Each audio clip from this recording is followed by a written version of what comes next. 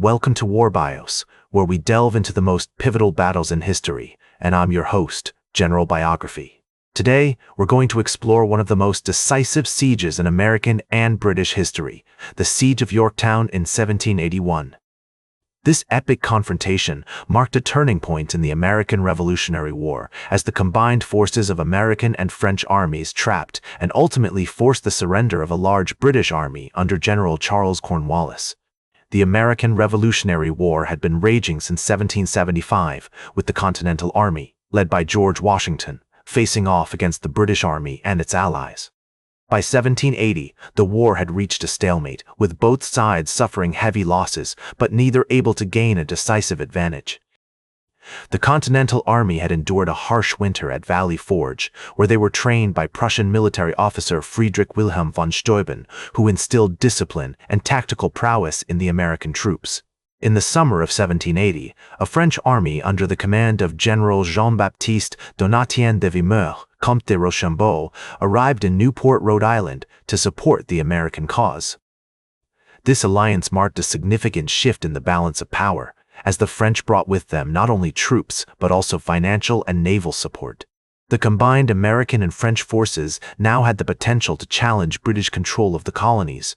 Meanwhile, General Charles Cornwallis, who had been appointed as the British commander in the southern colonies, was tasked with crushing the rebellion and securing key ports and cities.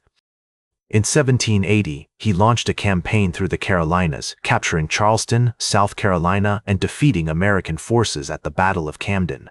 However, his victories came at a high cost, and he soon found himself facing determined opposition from American partisans and regular troops. The British Army's scorched-earth tactics and brutal treatment of civilians had galvanized support for the rebellion, making it increasingly difficult for Cornwallis to achieve his objectives. As Cornwallis pushed north into Virginia in the spring of 1781, he was pursued by a force of American and French troops under the command of General Washington and General Rochambeau. The British Army, numbering around 9,000 soldiers, marched towards the port city of Yorktown, where they hoped to establish a secure base and receive reinforcements from Britain. The city's strategic location, nestled between the York River and the Chesapeake Bay, made it an ideal spot for the British to regroup and resupply.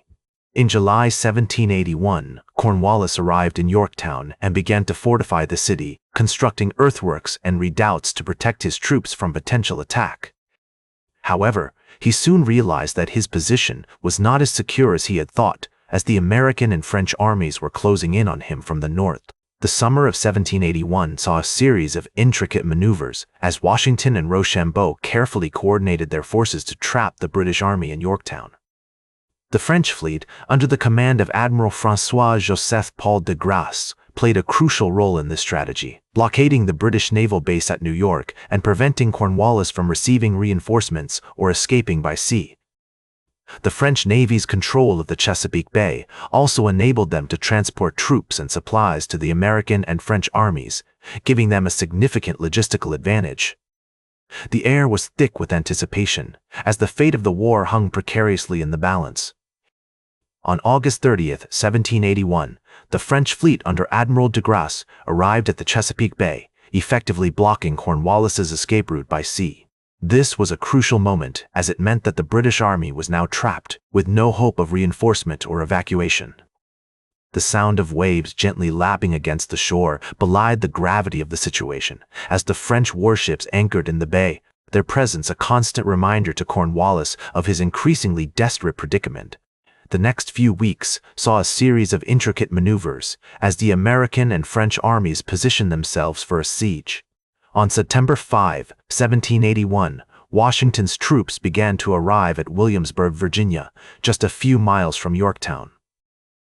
The Continental Army was now poised to strike, with over 9,000 soldiers supported by 7,000 French troops under Rochambeau. Meanwhile, Cornwallis, realizing his predicament, had begun to fortify Yorktown, constructing earthworks and redoubts to protect his troops.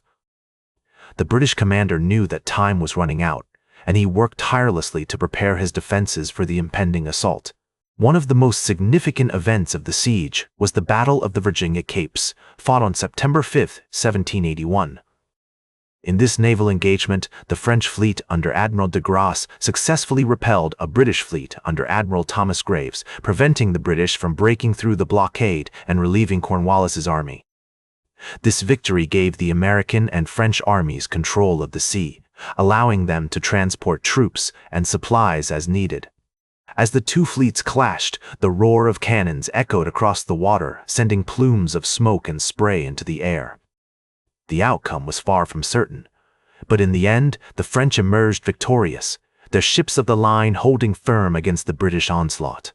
As the siege began in earnest, Washington's troops dug trenches and constructed earthworks, slowly but surely closing in on the British lines. On September 28, 781, the Continental Army launched a series of attacks on the British outer defenses, capturing several key redoubts and weakening Cornwallis's position. The French troops, meanwhile, were busy constructing siege batteries, which would eventually be used to bombard the British positions. The sound of pickaxes striking earth filled the air, as soldiers labored day and night to build the trenches and fortifications that would bring them closer to their enemy.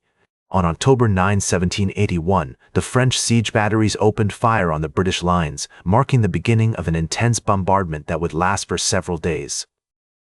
The American and French gunners worked tirelessly, firing cannonball after cannonball into the British positions, slowly but surely wearing down Cornwallis's defenses. As one observer noted, the fire from the batteries was so hot that it seemed to melt the very earth itself. The ground shook beneath their feet as the cannons roared to life, sending shells screaming through the air to explode with devastating force among the British ranks. As the bombardment continued, Cornwallis grew increasingly desperate. On October 16, 1781, he launched a last-ditch attempt to break through the American and French lines, hoping to escape across the York River. However, this effort was thwarted by a combination of bad weather and determined resistance from the Continental Army. The British troops were forced to retreat back to their lines, their situation now more precarious than ever.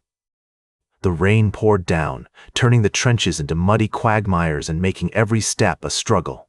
But still, the British fought on, driven by a desperate desire to escape the trap that had been sprung around them. With his army on the brink of collapse, Cornwallis realized that his only hope was to negotiate a surrender. On October 17, 1781, he sent a delegation to Washington's headquarters, requesting a ceasefire and proposing terms for a surrender. Washington, aware of the significance of the moment, replied that he would only accept an unconditional surrender, with all British troops laying down their arms and submitting to American and French authority. The fate of Yorktown, and indeed the entire war, now hung in the balance.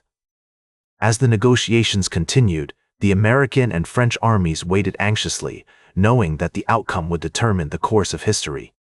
As the negotiations continued, Washington's insistence on an unconditional surrender ultimately prevailed, and on October 19, 1781, Cornwallis's army marched out of Yorktown to surrender.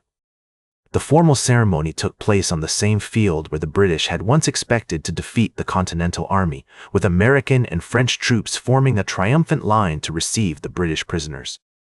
As one observer noted, the British soldiers looked dejected, their heads hung low in shame, while the Americans and French stood tall, their faces beaming with pride. The surrender marked a decisive turning point in the war, as it convinced the British government that the conflict was unwinnable and paved the way for peace negotiations. As the British army emerged from the trenches, the weight of defeat hung heavy in the air. The once proud redcoats now trudged through the mud, their uniforms tattered and worn, their eyes cast downward in humiliation. In stark contrast, the Continental Army stood firm, their faces set with determination, their eyes ablaze with a sense of triumph. The surrender ceremony itself was a masterclass in military protocol, with Washington and Rochambeau presiding over the proceedings with dignity and poise. As the British soldiers laid down their arms, the American and French troops remained at attention, their silence a poignant reminder of the gravity of the moment. The only sound was the rustling of leaves in the autumn breeze, a haunting whisper that seemed to carry the weight of history itself. In the months that followed, the Continental Army remained in Virginia, ensuring that the British did not attempt to renege on their surrender. Meanwhile, Washington and his allies worked tirelessly to negotiate a formal treaty ending the war. The Treaty of Paris, signed on September 3, 1783, officially recognized American independence and established the boundaries of the new nation.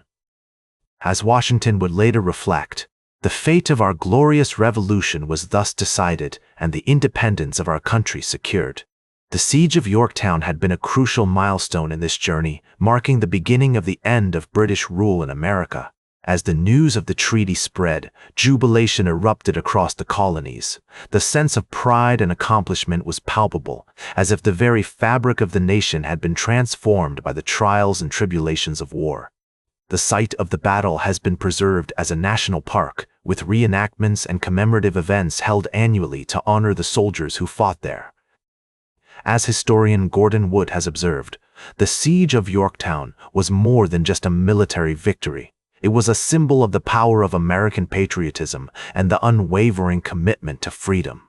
The legacy of Yorktown continues to inspire Americans to this day, serving as a reminder of the sacrifices made by earlier generations in pursuit of liberty and self-governance. That's all for today's War Bios. Remember to like, share, and subscribe. And until next time, I'm General Biography reminding you to keep marching toward victory.